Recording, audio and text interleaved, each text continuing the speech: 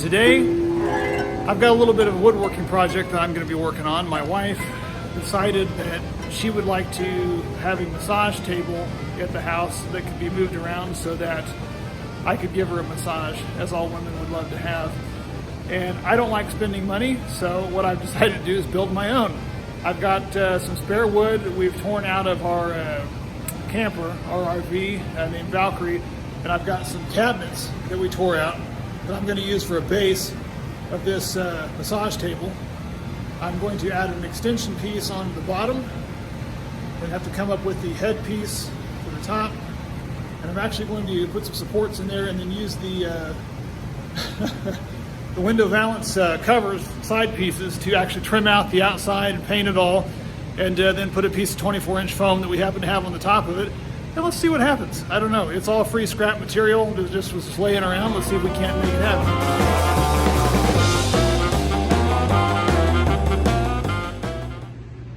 Before I go attaching both of these together, as you'll notice when we pulled these cabinets out of the RV, there's some serious water damage going on here at the end. It's not real structurally sound. So what I'm going to do is put a piece across the back. Probably work fine, especially since you're going to have a head piece at the other end to put your head in.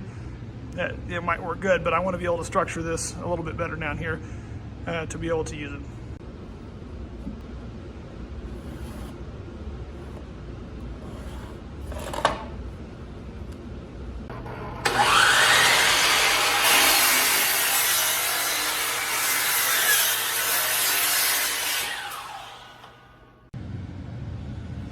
For a lot of little projects, especially trying to hide things, it's really good to have yourself one of these Craig tools that's a pocket jig kit.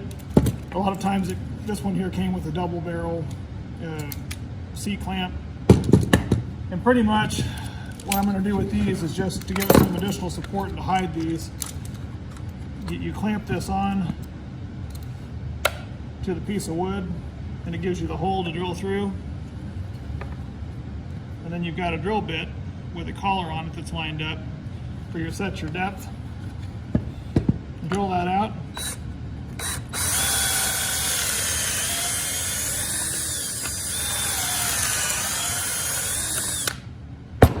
And you'll do that on both sides and on the rest of these pieces. But it leaves you with these pocket holes like that that'll shoot through the other end. And then when you take one of these square head screws and put it in there, and we line it up on the other piece we're working on, it'll drive that in and lock it in place underneath to where you don't have to worry about anything sticking out the other side. So is it necessary? No. I mean, it's one of those things that kind of just makes it a little nicer, in my opinion. Now that I've got these all pocket hole drilled, I'm taking these cabinet pieces, since I don't have them screwed together yet, and we're going to go ahead and put these, much like they did here, on the inside, like that. So to get those started, I'm going to line up a couple of these.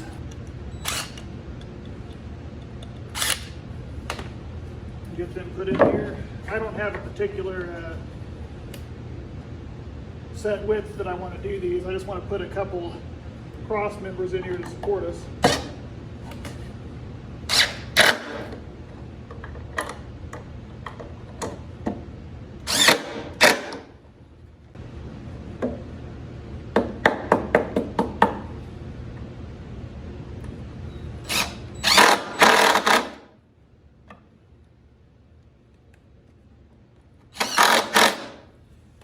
Just going to go ahead and repeat that another 7 times. That'll give some support across the top.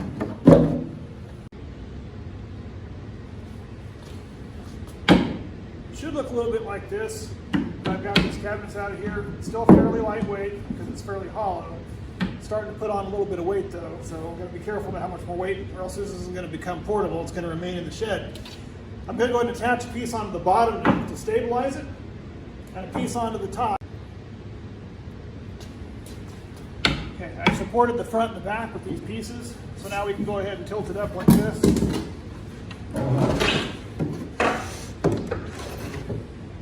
I tried to line up 2-inch screws back here, and that wasn't working out. So what I'm going to do instead is go with some bigger ones. These are some 4-inch. These are actually exterior screws, but this is just what I had. So I'm going to go put some of those in there just to add some support through this middle. See if we can't put a few of those through there.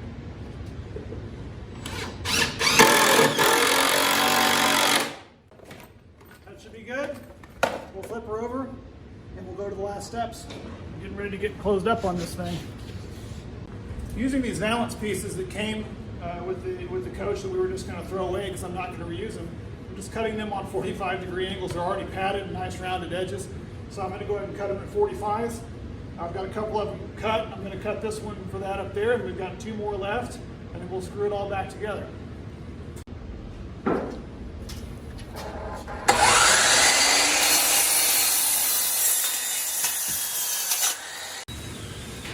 Now that the whole thing is cut, it's actually long enough now because it's got the additional bumpers on the ends that, believe it or not, I actually am not going to add anything else to the ends of it. I thought I was going to need to. So I think now we're to the point I'm going to finish trimming it out and go ahead and painting it. It honestly, is it mobile? Well, it doesn't fold up, but I don't think it's too terribly heavy. So far, it's still free.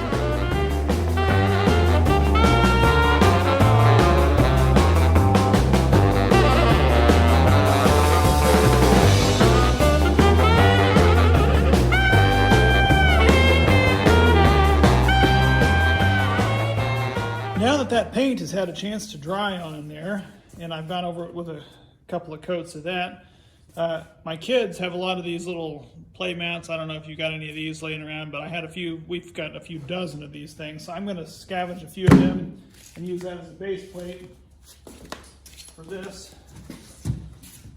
And basically just lay these on and see if I can't get that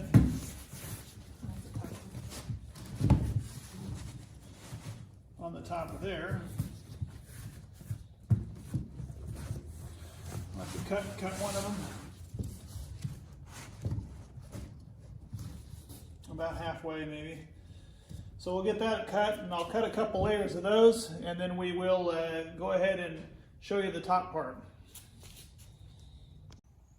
The bottom line is you can knock it if you want to, but you've got to get creative. This stuff is free.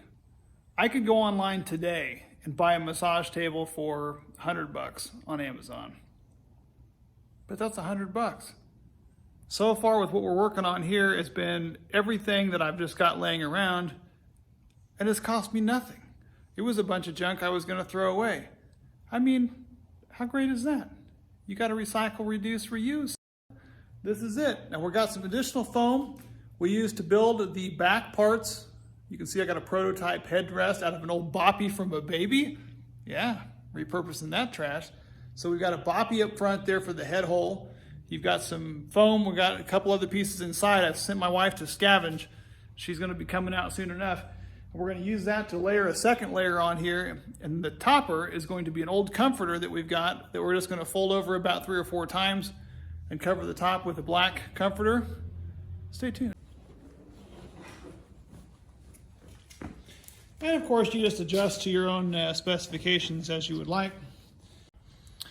I had an old kid's project that was a little box, and I went ahead and just cut out a notch out there for the head hole.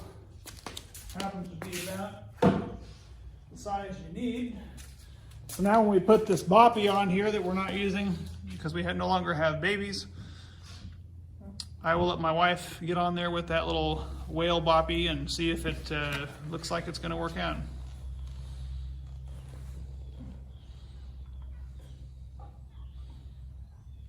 Good. And there you have it. That's a massage table made out of nothing but reclaimed material, most of which came from the RV.